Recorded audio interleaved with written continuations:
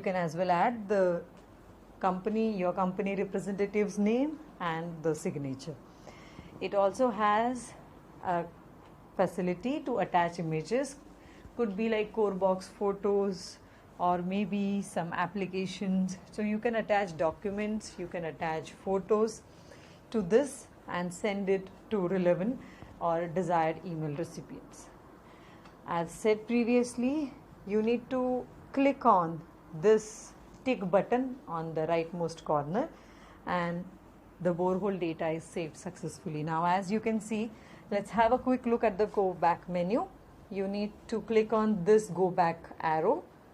It leads you to the first layer. If you go forward with this, you come to this details. These are generic borehole details. This the user has to fill only once.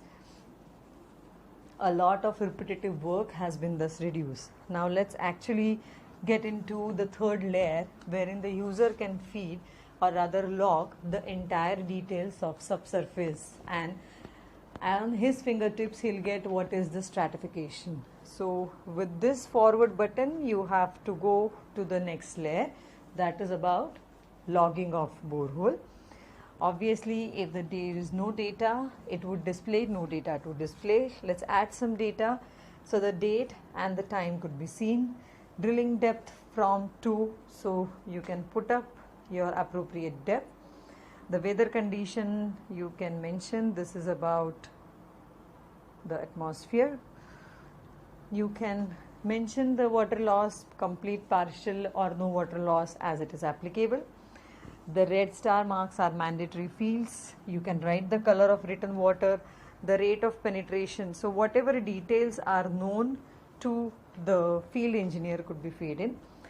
You as well need to talk about the sample condition, because in geotechnical investigation, laboratory testing of the soil or the rock samples is another important aspect we look into.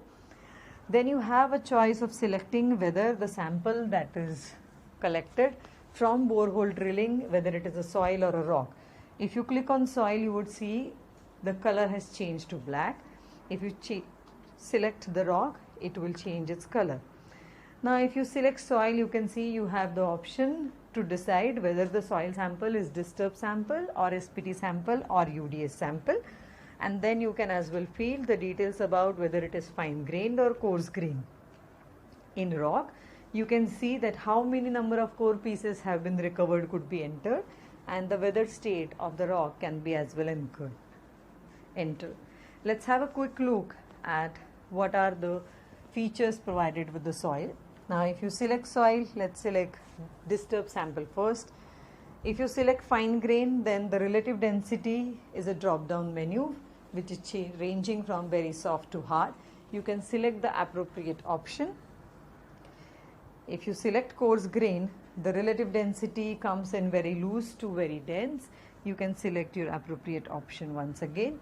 So the user need not have to worry about whether he has assigned relative density to fine grain, which actually has to be the consistency, or to coarse grain.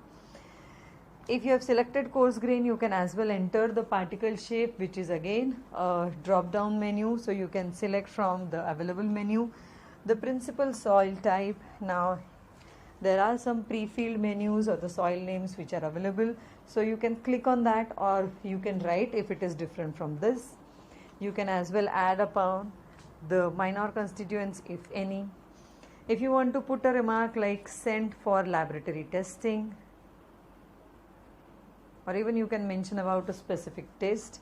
Once you have done this, you need to save the borehole, and once the message is popped up, then of course the next task is to take the photo of the soil and identify what is the color of the soil. This fantastic feature basically is removing the subjectivity which is related to identify the color of the soil. So herein you simply have to click the photo of the soil and then you have to map it with the available color tiles which are as per standard provisions. So you select on, you map the color and you have to select the appropriate color. Once it is done, you would see that the details have been saved successfully. Save the borehole details, and now with this back arrow button, go back to previous menu. Now you could see a very legible and a clear and a very good view of the first strata, which is 0 to 0.5 meters. What is encountered is the soil, and the description is loose dark brown angular gravel with clay. Let's add to some few more layers. Let's say the next strata. I'm just going to feed now the mandatory fields. So you can write the moist condition. Let's pick up soil. Let's say the next sample is SPT. Now with SPT, as you can see, it is giving you the options to fill in the blow numbers and the blow penetration as well. So you can feed in the required number. Let's see, 15, 15, 15 and 15. And let's see the result. As you can see, the result is 30. It has correctly evaluated, automatically calculated the SPTN value. So the user did not have to worry about any calculation errors. Let's try checking. If I change this 15 to 14, you see the result is R refusal. The same is applicable if you change the third blow penetration value as well. Now let's try changing this value to 50 and let's see the result. The result is still refusal. So as per codal provisions, the app has a facility to calculate the number of blow counts and it represents it accordingly. Most importantly, when you see the output that is generated from the BoreLog app, it gives you the penetration against the number of blows that is being fed by the user. Once again, the user can pick up the appropriate option for coarse grained or fine grained, can mention the soil type, the geological formation or the age as well can be placed in. So it is giving you the information, all the information about that borehole on your fingertips, and the user who is sending these details to the client or any email recipient can get this information on a single click, that what are the findings of the borehole, and this would certainly help for better decision making. Can place the remark as appropriate, maybe something like Terberg's limits to be found.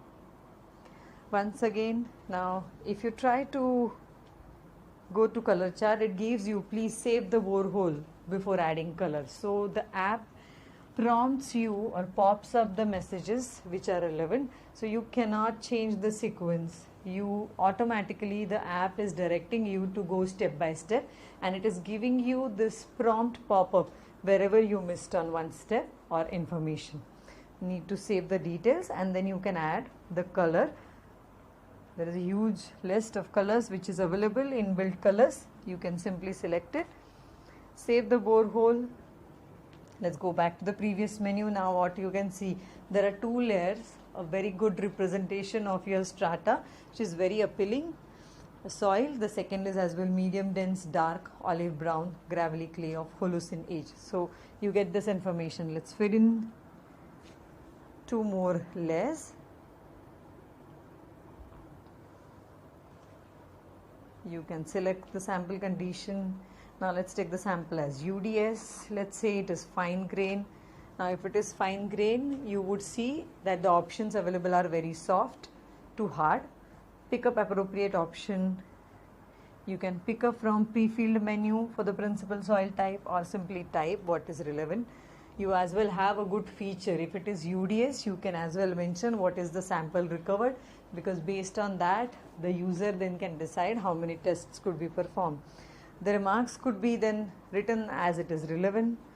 To save the borehole first and then click the photo of the soil, map it with the color tiles which are available, and your third strata is ready. Let's go back to the previous menu. You could see there is a representation of 3 layers which have been recovered. Let's go to the next data. Now let's try for rocky strata this time. Let's say it is moist and the rock type. Let's say there are 5 core pieces which have been recovered. If you see these 3 dots on the rightmost side, this is directing you a message, save the borehole before adding these details. Now let's add to the weather state. It has a drawback.